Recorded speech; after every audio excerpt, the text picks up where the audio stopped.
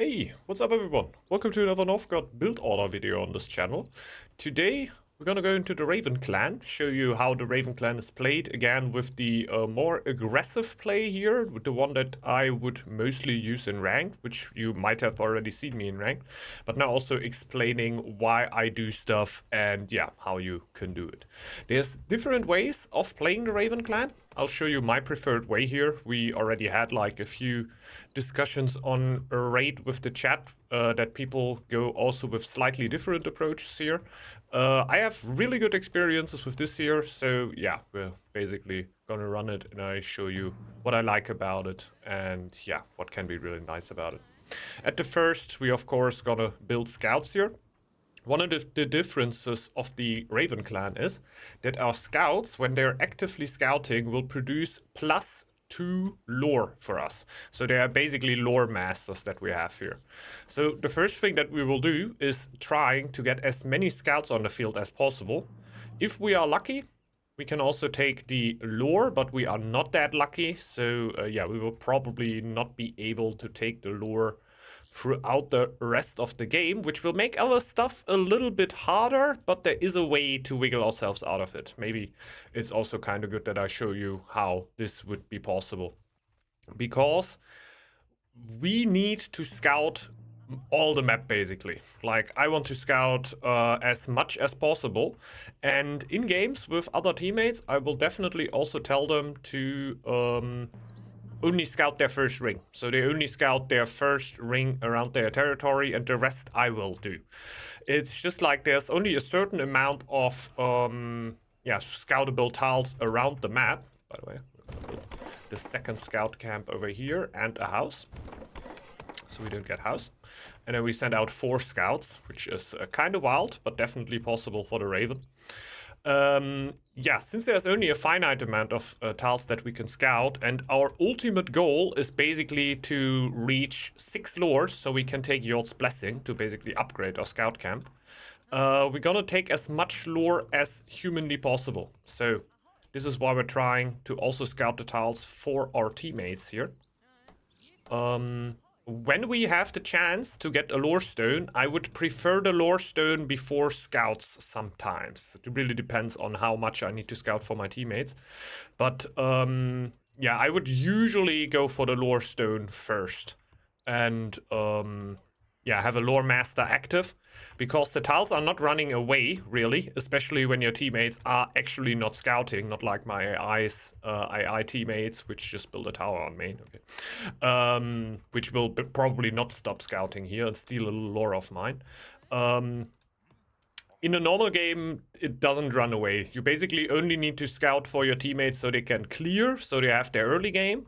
This needs to be scouted relatively quickly, but everything afterwards will just stay there, and the only thing that could deny you tiles is your opponents basically colonizing a tile, so you can't scout it early anymore before you hit the blessing.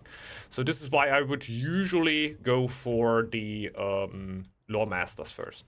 We're gonna go for the upper tree first because we want to hit rangers, because rangers will mean that your scouts are 50% faster, and they will also not consume any food anymore, which is kind of huge, because our food production at that point will look a lot better, and we will also be able to actually build a wood camp and actually run it.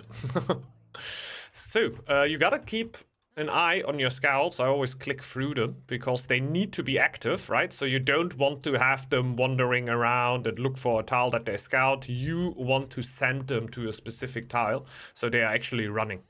When they just scouted a tile, you can also just press spacebar and it will instantly jump to the point where anything happened. It also works when you get attacked or something. Just press spacebar and you will always go back to the point where the last notification happened. A little bit of a wolf attack here. We only have 3 villagers, so with 3 villagers it should be, I think it's generally kind of impossible. You need to be super lucky to not get a low villager. So we're just gonna run in here, defend it like that. I think if you hit it perfectly, you can not get a low villager if you get attacked by a wolf, and you get a little bit lucky. But generally, on a fox it could work with pulling the villagers back and not letting him get low by a fox, by a wolf. is just too strong, too much health. So yeah, we're not gonna do that. So everybody's scouting. We're gonna hit Rangers really soon. This is basically all your early game. You're just running around, you're scouting stuff. Your eco at home doesn't even matter that much. It will get a lot better now that we are hitting Rangers. Makes it a lot easier for us. Okay, one scout is not active. We jump right back. Bring him back into action. We go for Rangers. Next law here will be Journeyman. Will give us happiness based on the amount of tiles that we scouted. Just gonna build the woodcutter slot here in my main tile. In the long run, I might actually think about going for the farm here. But that is only in the long run, really. There is certainly games where I will never go for a food with the Raven clan and always just rely on the stuff that I raid for myself. Because this is obviously what we are trying relatively soon. Raiding is only one part of the Raven, though. There will be maps where raiding is just not as valuable. You can already check it right now. Just check how many coastal tiles are around, since we are playing on a balanced map. They should be mirrored on both sides. I'm just going to send it to scouts before we do that. So right now we can see the Hound clan only has one non-coastal coastal tile. There's nothing special on it, only lore. Right here we have iron that we could raid and nothing else. And for us it would be food. So not the greatest map. We have some food that we can go for, but there's definitely maps that are way better when it comes to raiding resources. So at this point I would oftentimes not lean towards scaling all too much. So get stronger with the clan, get a really good eco, which you can sometimes do with Raven. You just pressure them with raids. Your teammates pressure them, like with 2 aggro clans here right now. It would be pretty clear what would happen here in this game. So the 2 aggro clans would just be annoying my opponents. And yeah, on a map like this, I would probably just say, okay, I get gold relatively quickly. I send a few raids out at the start of the game, but as soon as I realize, okay, they don't really do a lot of damage, or I don't get enough resources out of them, I just try to get my gold into army and start attacking relatively soon. Because scouting, of course, also a huge part, and also gives your team big benefits to basically scout that early. Because when they can see all the map, they can take all the neutrals on it, they can go aggressive whenever they want. So yeah, scouting, just a huge thing for the Raven here. We didn't went for a wood here, which is a bit of a downside. I should have definitely done that. I hope that in the long run this won't get me into problems here. Because I'm missing wood later on. Should have sent the villager on there right after. Maybe we're getting a little bit lucky. In the worst case, we need to add a second wood camp here in the longer run, which you usually don't need. Usually you should just send the vills instantly on the woodcutter's lodge, and throughout the game you should be fine.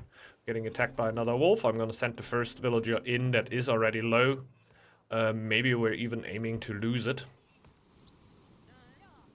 So we don't have to heal it here. We're a little bit iffy. Let's pull this build back. Split the damage, and since they are both only hurt a little bit,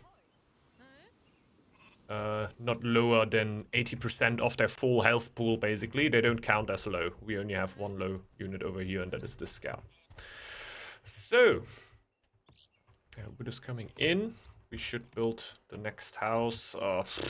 Kind of gotta build it in the main tile. I hate it, but if I actually want to go for the farm later on, I don't want to block myself there.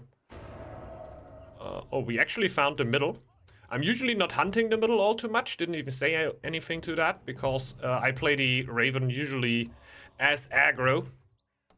That it doesn't really make a lot of sense to go for the middle, because 500 will oftentimes, like 500 fame will oftentimes not really be the issue. 500 fame will enable you to rate main tiles. This is one of the most important things, right? All upkeep is reduced by 15% is huge, and upkeep of military buildings by 50% is super huge, of course. It can be really, really nice to have it.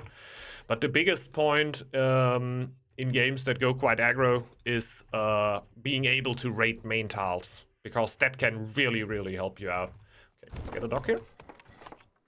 And if you're able to do that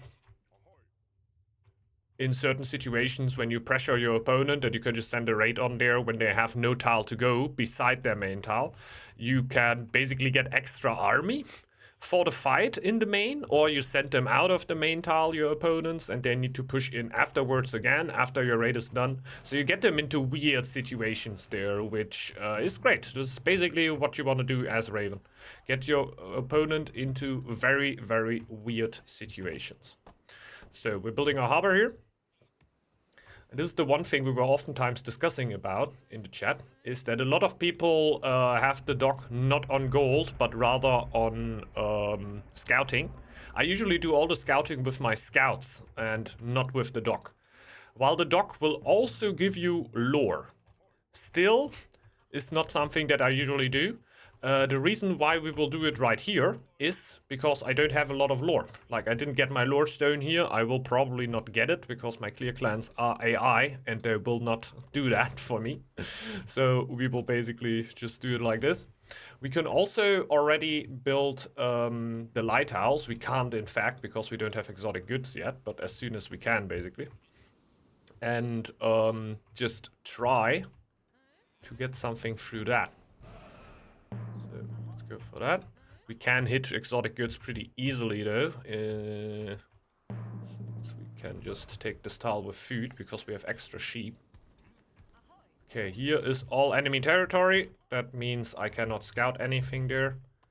Took the tile, we reached 200. We can build a lighthouse as soon as we reach exotic goods. And when we have 200 fame and our lighthouse, we can send more villagers, 5 in fact, into our dock. And we're gonna do that relatively instantly. So now you can see how our lore production turned up to 30. So a lot better than before. I don't know if it will be enough for me to instantly go for Yod's Blessing, because right now we're also missing a little bit of wood here. It's a bit of a downside, but we might as well just kill a sheep and feast here to not let us end up in this problem. Which could also be a nice idea if you're doing it for it with teammates, basically. If you have a clan that does the feasts, obviously let them feast, but as Raven, oftentimes you will get in the situation where you actually float with a lot of gold. Okay, that will get low. Could have microed myself out of there, but it didn't quite work. The downside of scouting with the dock right now is that we are not... there we go, one more tile to scout. Is that we are not getting gold from it. And I would usually just scout with it with gold. I can also do that right now. Oh. Because we will need the gold for raids and everything, right? So I oftentimes, as soon as I scouted the tiles of my opponents, I can more or less instantly... Okay, yeah, we need the dock. Shit. Okay, okay. Need the dock just to get the last lore here. You can already spread the scouts a little bit. Send them to tiles that they can't scout yet, but as soon as I hit my next lore, they will be able to. So now we're gonna hit the blessing, the next one. And now it's gonna be a little bit important, because as soon as I hit this blessing now, I basically decide what I do at this point. I oftentimes go for Carpentry Mastery because it can really help out to get your upgrades a little bit easier than you usually would. Like, especially when I have like a wood shortage or a crown shortage, then Carpentry Mastery can be really, really good. But generally it is the lore that you want to go for when you want to scale afterwards. If you don't want to scale afterwards, I would rather go for gear upgrade, really. Gives you a little bit more attack power based on how many sailors you have, and the sailors you will have is usually at least 5. Because you see right here, we still have the lighthouse up. At some point, it will even get 6 when we actually have enough stone to upgrade our dock. It's a little bit of an unlucky spawn here because we do not have the chance to raid for any stone. So there's no stone that you can just raid and take away from your opponents. But you oftentimes will have the chance for that. And if you have the chance to do that, your dock upgrade basically pays for itself. And it's really, really easy to get. So you always gotta see what makes sense, what you want to do, and what would be your go-to strategy at this point. At this point, because the map is not great, I have 2 aggro clans with me. They really want to be aggressive, like attack the opponents relatively early. I'm gonna keep the rates down to a minimum and basically go for gear upgrade and a fast army. So I'm basically more of a scouter here. In the other case, you just go for carpentry mastery, you upgrade, you build your farm, you upgrade your farm, you might even build a second dock, also upgrade that dock. Upgrade whatever you want, basically. If you have a good amount of stone, that should be relatively easy. And go for big eco, basically. But this is usually for the maps where you can raid a lot, where you, for example, have double food tiles on the coast, which would be completely insane, or your opponents are actually wild enough to build buildings on the coast, because this makes a huge difference here. If I raid this tile, I get 100 food, and if there's a farm on it, I think I get 150, 180 food, so it makes a huge difference if your opponent actually builds stuff on it. So we're gonna go for gear upgrade here, Yord's Blessing, upgrade the town hall, upgrade a scout camp, and yeah, at this point we can actually scout the tiles of our opponents. We switch the dock over to crowns again, because we're gonna need crowns if we want to raid our opponents. We are scouting a lot of tiles right now. There's this is only iron. That doesn't help me that much. Let's see, what was the food tile that I could raid? It's actually on my side, so I gotta scout the Kraken here, it seems. Let's be quite straightforward with that. Don't waste too much time. We're still getting lore for the scouting, so that is still very, very nice. And we are in early 801, by the way, and we soon will have the whole map scouted. This is basically the strength of the Raven, and not even as much the raid. I know that newer players think the Raven clan is really, really annoying because of the raids, but to give you an idea of what to do when a Raven raids you, it is basically nothing.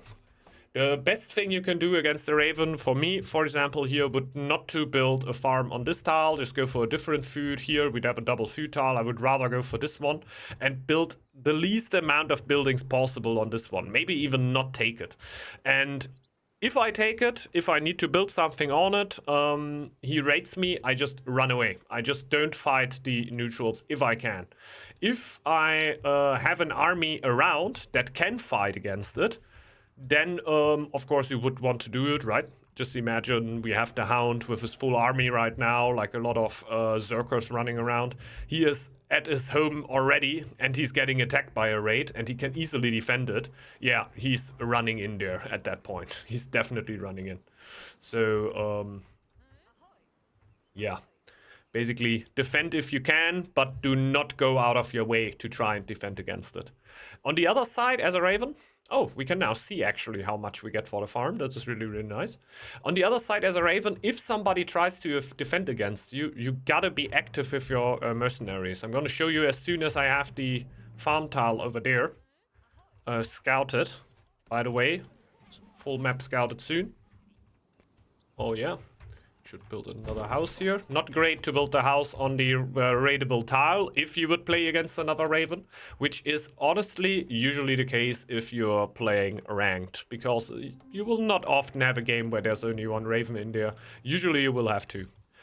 So what I really like to do is press Control 1 on my dock to put it into a control group. So also when I'm over here, I can, I have nothing picked right now. I can just press 1, deploy my raid, and I put it over here. I even get 250. So I get 150 food only for that farm? Ah, no. I think it's 30 per raid. So yeah, we're gonna kill that axe thrower. He's coming. Oh, very, very nice. He's gonna come with his army. So now he comes in and we run away. Perfect. It's nice that the AI is a lot smarter now. If we would fight here, we would lose mercenaries, and with each mercenary that we lose a little bit of resources. So if he's coming in, we're just trying to run away. Maybe you could try to jump the axe thrower, but I wouldn't really do it here because I just want all of my mercenaries to survive so I can get my full resources. At this point, I don't know. We organize a feast. We can set again. Just raid this. Like, I wouldn't really get anything from this tile when I raid it. I would only get lore, but because he built all these buildings over here, I basically get a full plethora of resources. You can also do the same thing over here. Same situation. If you wouldn't have built any buildings on there, I wouldn't really get anything. So if I would have known that my team, my opponents would have been AI, I would have probably go for Carpentry Mastery here just because I get so many resources. Even if that... Yeah, there's the ox again.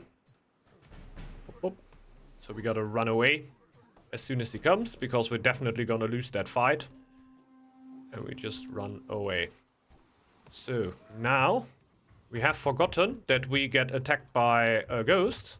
Good thing is, we can't raid ourselves. Yikes. When you have that tile filled with neutrals and you want to clear it early into the game, you can also raid yourself, by the way. Not raid yourself, but tiles right next to you and clear them out with mercenaries, which can be helpful. In this situation here, it wasn't needed though. Just if you are in the situation, like imagine there would be a shipwreck and 2 sheeps on this tile, but 2 wolves. Oh no! Then I would actually go for an early dock and try to raid that tile to, yeah, basically get the resources out of it. So, got a bunch of resources from raiding. We cannot raid again until, I think, 5 minutes from your raids, or 4 minutes. Not 100% sure, but somewhere around that. We just got unhappy. And the bro just took the tile right in front of me. No, please. That's mine. Give it to me, but he already built buildings on it, so that's really nice. So, yeah, we have a lot of villagers because of the ghost attack. Usually, obviously... would go, I don't know, at this point, because I see that, no, usually with the links, we would go shield bearers here, we would go for forge. I'm just trying to stay on theme and not build too much here. Like, the house here is already too much. In a game against the Raven, I would already think about how to get rid of this house here. Then we could also go for stone, slowly upgrade our dock here if we're interested, but at this point, honestly, I would probably just go straight for army. Go for the forge, go for the shield bearer upgrade, build more cams. If it's possible, raid these tiles here because we get something out of it. If they wouldn't have built buildings on it, the only tile I would really aim for would be this, because it would be 100 food. This is basically switching 100 gold against 100 food, which is not the greatest trade, but if I'm in the need of food, that can be a way to do it, basically.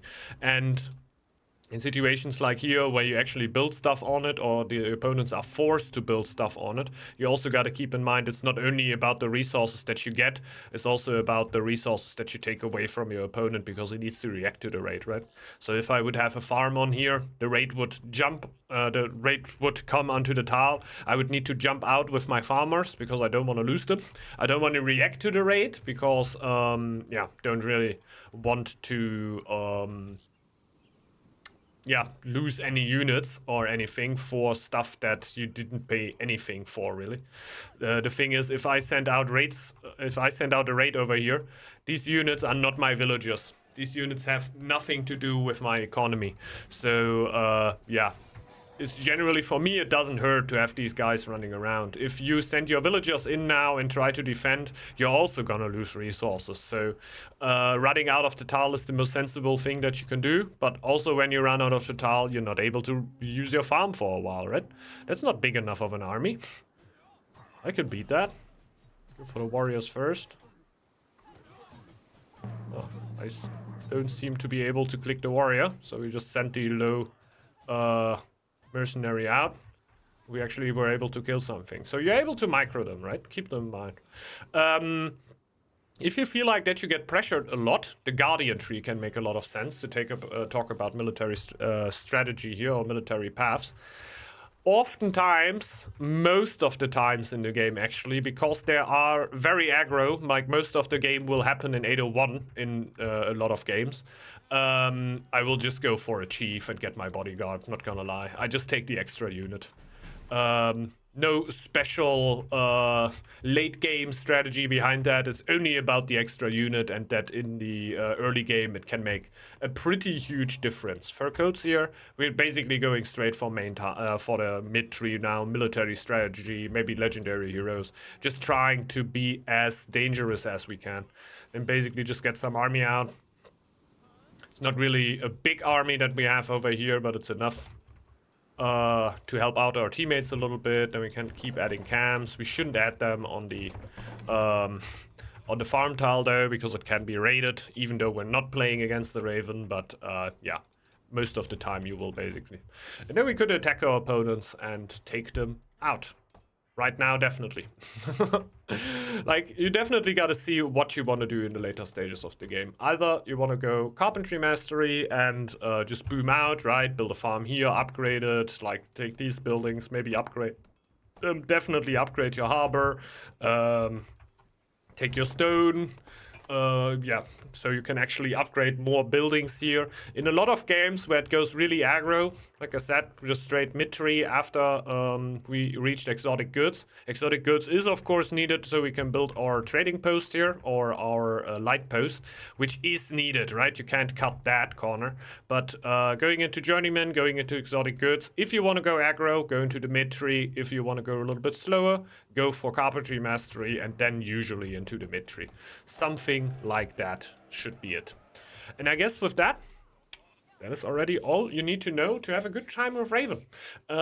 Really cool clan, in my opinion. The thing that is so annoying about the Raven clan, which why I can understand that a lot of players don't really like playing against it, is that if a Raven is in the game, the whole Raven game is about the Raven. That is a bit of a downside. Generally, I think it's a fun clan to play, and it is also fun to mirror. So Raven mirrors can also be really fun. They are really aggressive games that are really like high octane and a lot of pressure, a lot of fun. Like, in my opinion, these games are always really, really fun. Problem is when all the games are just Raven games, right? I can see how that would annoy you, and yeah, how the games are just so shaped about the Raven, because on no other clan you're gonna have all the maps scouted in 801, opening the door for aggression that much. And on top of that, you can also annoy them on the tiles where they are generally safe most of the time. So, yeah, can be tough. Sometimes your opponents will build towers here, especially with a small tower. I think we can just ignore him, really. Like, we only have 5 sailors right now, 5 mercenaries. With 6, that would be a lot easier. That would be if we upgrade the camp, but an unupgraded tower is usually not that big of a deal. And even if it's an upgraded tower, you can definitely take it down. You can upgrade your mercenaries. They will also get stronger when you have sailors active with the gear upgrade and stuff like that. But yeah, towers shouldn't hurt you all too much. Like, if you're able to take a tower down, take him down, even if you're losing a mercenary or 2, because the tower costs a lot of resources, and if he loses him, he's gonna be quite annoyed. So don't be too distracted by towers, even though they can generally be a tool to at least disincentivize the Raven from raiding you. But yeah, with that, I hope you got a good picture of how to play a Raven, how to make it work in usually the ranked environment. That's how I play it here. That is not a full eco play, basically, but I think even if you would go full eco, if you want to play the clan to the full potential, you would basically do the same thing before, because scouting and raiding is just a huge part of the clan, especially when you have a good map for it. But yeah, I guess you know what I mean. Thanks everybody for dropping in. Hope you enjoyed the video. If you did so, please consider to leave a like down below. It really helps a ton. And yeah, stay around for more Northgard content. Hope you have a great rest of your day, and bye bye everyone. See ya.